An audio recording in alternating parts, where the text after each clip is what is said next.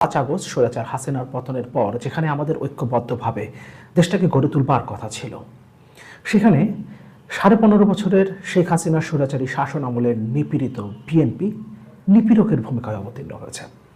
5 আগস্টের পর থেকেই তারা বিভিন্ন জায়গায় লুটপাট, দুর্নীতি, চাঁদাবাজি, দখলদারিত্বের সাথে জড়িয়ে পড়েছে। এমনকি ইসলামী আদর্শ এবং মূল্যবোধের ভিত্তিতে যারা রাজনীতি করেন বলে আমরা জানি, সেই জামাত ইসলামীও বিভিন্ন জায়গায় লুটপাট, এমনকি জমি দখলের মতো বিভিন্ন ঘটনার সাথে জড়িয়ে পড়ছে। জামাত ইসলামী অবিশ্বাস্য। এমনকি বৈষম্যবিরোধী ছাত্র আন্দোলনের বিরুদ্ধেও বিভিন্ন সময় নানান অভিযোগ আসছে। বৈষম্যবিরোধী ছাত্র আন্দোলন থেকে জন্ম নেওয়া জাতীয় নাগরিক কমিটির নেতাদের বিরুদ্ধেও অভিযোগ এসেছে, কিন্তু গত 7 মাসে তাদের বিরুদ্ধে সরকার বা আইন শৃঙ্খলা রক্ষাকারী বাহিনীর পক্ষ থেকে কোনো ব্যবস্থা নিতে দেখা যায়নি। কিন্তু হঠাৎ করেই গত কয়েকদিনে বৈষম্যবিরোধী ছাত্র আন্দোলনের নেতা বা জাতীয় নাগরিক কমিটির নেতা, যাদেরকে আমরা মূলত সমন্বয়ক বলে জানি, তাদের বিরুদ্ধে অ্যাকশন নিতে শুরু করেছে পুলিশ। হঠাৎ করেই গত কয়েকদিনে পরিস্থিতি পাল্টে যেতে শুরু করেছে। কয়েকদিন আগেই কলাবাগানে 14 জনকে গ্রেফতার করা হয়েছে। তাদের মধ্যে কলাবাগান থানার একজন সমন্বয়ক রয়েছেন। নানান অভিযোগ আসছে এবং বৈষম্যবিরোধী ছাত্র আন্দোলন থেকে জন্ম নেওয়া গণতান্ত্রিক ছাত্র সংসদের নেতাদের বিরুদ্ধে বহিষ্কারাদেশ আসছে। সংগঠনের তরফ থেকেই তাদের বিরুদ্ধে নানান অভিযোগ আসছে, চাঁদাবাজি, দুর্নীতির অভিযোগ আসছে, এমনকি দখলদারিত্বের অভিযোগও আসছে। এই অভিযোগগুলো গত 7 মাসে সেভাবে সারফেসে আসেনি, কিন্তু এখন হঠাৎ করেই এই অভিযোগগুলো সামনে আসতে শুরু করেছে এবং সংগঠনগুলো বাধ্য হচ্ছে সাংগঠনিক ব্যবস্থা নিতে। তবে এখন পর্যন্ত এসব ক্ষেত্রে রাষ্ট্র বা আইন শৃঙ্খলা রক্ষাকারী বাহিনী কোনো ব্যবস্থা নেয়নি। কিন্তু কলাবাগানে একটা ঘটনা আমরা দেখলাম। এরকম দেশের আরো বিভিন্ন জায়গায় বৈষম্যবিরোধী ছাত্র আন্দোলনের সমন্বয়কদের বিরুদ্ধে হঠাৎ করেই পুলিশ অ্যাকশন নিতে শুরু করেছে। কেন এটা হঠাৎ করে কেন শুরু হলো?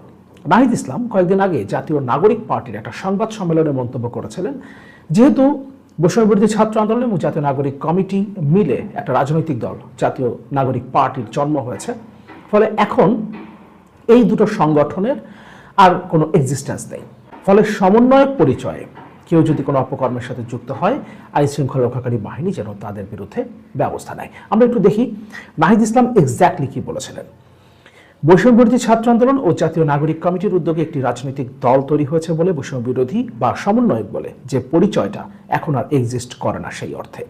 ফলে আইন শৃঙ্খলা বাহিনীর কাছে অনুরোধ থাকবে, যদি কেউ বৈষম্যবিরোধী বা সমন্বয়ক পরিচয় ব্যবহার করে অপকর্ম করে, তাহলে তারা তাদের আইন অনুযায়ী ব্যবস্থা নেবে। যেহেতু বৈষম্যবিরোধী ছাত্র আন্দোলন এবং জাতীয় নাগরিক কমিটির সমন্বয়ে জাতীয় নাগরিক পার্টির জন্ম হয়েছে, ফলে এই দুটো সংগঠন আর সেভাবে এক্সিস্ট করে না। এই দুটো সংগঠনের পদে যারা ছিলেন, সমন্বয়ক যারা ছিলেন, তাদের সেই পদও আর এক্সিস্ট করে না। ফলে এখন যদি তারা কোনো অপকর্মে যুক্ত হয়, তাহলে তাদের বিরুদ্ধে যেন আইন অনুযায়ী আইন শৃঙ্খলা রক্ষাকারী বাহিনী ব্যবস্থা নেয়। তার মানে যতদিন পর্যন্ত এই দুটো সংগঠন এক্সিস্ট করত এবং সেই সংগঠনের নেতা যারা ছিলেন, যাদেরকে আমরা সমন্বয়ক বলে জানি, কিংবা জাতীয় নাগরিক কমিটির অন্য কোনো পদে থাকা কোনো নেতার বিরুদ্ধে যদি কোনো অভিযোগ আসতো, তাহলে তখন কি আইন শৃঙ্খলা রক্ষাকারী বাহিনীর ব্যবস্থা নেওয়ার এখতিয়ার ছিল না? কারণ রাষ্ট্রের যে কোনো নাগরিক, তিনি যে সংগঠনই করেন না কেন, সেটা এক্সিস্ট করুক বা না করুক, তিনি যদি কোনো অপকর্মের সাথে যুক্ত হন, তাহলে তার বিরুদ্ধে অবশ্যই আইন শৃঙ্খলা রক্ষাকারী বাহিনী ব্যবস্থা নেবে।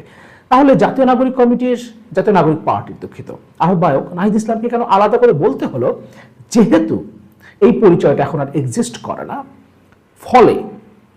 ফলে আইন শৃঙ্খলা রক্ষাকারী বাহিনী যেন তাদের বিরুদ্ধে ব্যবস্থা নেয়, তিনি অনুরোধ জানিয়েছেন। তার মানে যদি এক্সিস্ট করত, তাহলে তাদের বিরুদ্ধে ব্যবস্থা নেওয়া যেত না।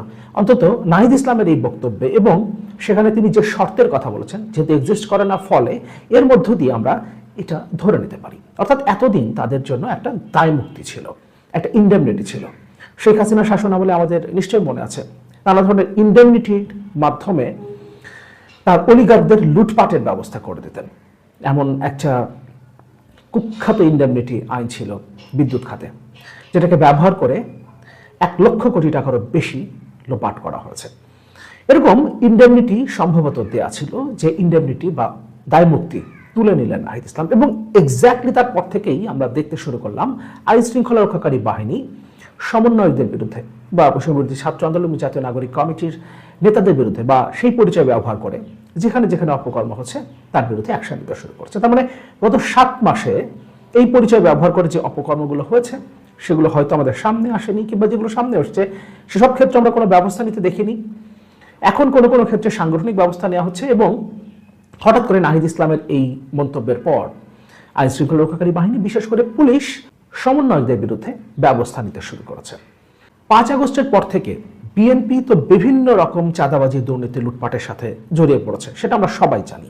কিন্তু জামাত ইসলামীও বিভিন্ন জায়গায় এমন কিছু ঘটনার সাথে জড়িয়ে পড়ছে যেটা রীতিমতো তাদের যে ইসলামী আদর্শ এবং মূল্যবোধ সেটা নিয়েই প্রশ্ন তৈরি করছে। দুই একটা রিপোর্ট একটু দেখি। সাতকানিয়ায় নিহত জামাত কর্মীর কাছে ছিল পুলিশের লুট হওয়া পিস্তল। অভ্যুত্থান চলাকালে এবং 5 আগস্ট পরবর্তী সময়ে পুলিশের অস্ত্র লুট হয়েছে, যেগুলো এখন পর্যন্ত উদ্ধার করা সম্ভব হয়নি। এমন লুট হওয়া পিস্তল, পুলিশের লুট হওয়া পিস্তল পাওয়া গেছে নিহত জামাত কর্মীর কাছে। এবং সাতকানিয়ায় যে 2 জন জামাত কর্মীকে ডাকাত সন্দেহে পিটিয়ে হত্যা করা হয়েছে, তাদের কাছে পুলিশের লুট হওয়া এই পিস্তল পাওয়া গেছে। আরেকটা অভিযোগ এসছে হাতিয়ায়। বলা হচ্ছে হাতিয়ায় জামাত নেতার বিরুদ্ধে জমি দখলের অভিযোগ। এমনকি এই ধরনের অভিযোগ এসছে স্বয়ং জামাত ইসলামের আমির ডাক্তার শফিকুর রহমানের বিরুদ্ধেও। সিলেটে তিনি একটা খ্রিস্টান চার্চের, সম্ভবত খ্রিস্টান চার্চের জমি তিনি দখল করেছেন, এবং সেখানে হাসপাতালের কার্যক্রম পরিচালনা করা হচ্ছে, মেডিকেল কলেজ হাসপাতাল। এ ধরনের অভিযোগ জামাত ইসলামের বিরুদ্ধে, এমনকি জামাতের আমির ডাক্তার শফিকুর রহমানের বিরুদ্ধেও এ ধরনের অভিযোগ আসছে। ফলে নিঃসন্দেহে এটা অবাক করা বিষয়, 5 আগস্টের আগে যারা নিপীড়িত ছিল তারাই এখন নিপীড়কের ভূমিকায় অবতীর্ণ হয়েছে। বিএনপি তো শুরু থেকেই লুটপাট, দুর্নীতি, চাঁদাবাজির সাথে জড়িয়ে পড়েছে। এখন আস্তে আস্তে জামাত ইসলামী, এমনকি বৈষম্যবিরোধী ছাত্র আন্দোলনের বিরুদ্ধে এই ধরনের অভিযোগ আসতে শুরু করেছে, প্রমাণিতও হচ্ছে, সাংগঠনিক ব্যবস্থাও নেওয়া হচ্ছে কোনো কোনো ক্ষেত্রে। কিন্তু একজন চাঁদাবাজি করলে তার বিরুদ্ধে সংগঠন সাংগঠনিক ব্যবস্থা নেবে, স্বাভাবিক। কিন্তু আইন শৃঙ্খলা রক্ষাকারী বাহিনী বা রাষ্ট্র তাদের বিরুদ্ধে আইনানুগ ব্যবস্থা নেবে, কিন্তু সেটা আমরা এখন পর্যন্ত অন্তত বৈষম্যবিরোধী ছাত্র আন্দোলন বা জাতীয় নাগরিক কমিটি কিংবা সেখান থেকে জন্ম নেওয়া জাতীয় নাগরিক পার্টির নেতাদের ক্ষেত্রে দেখছি না।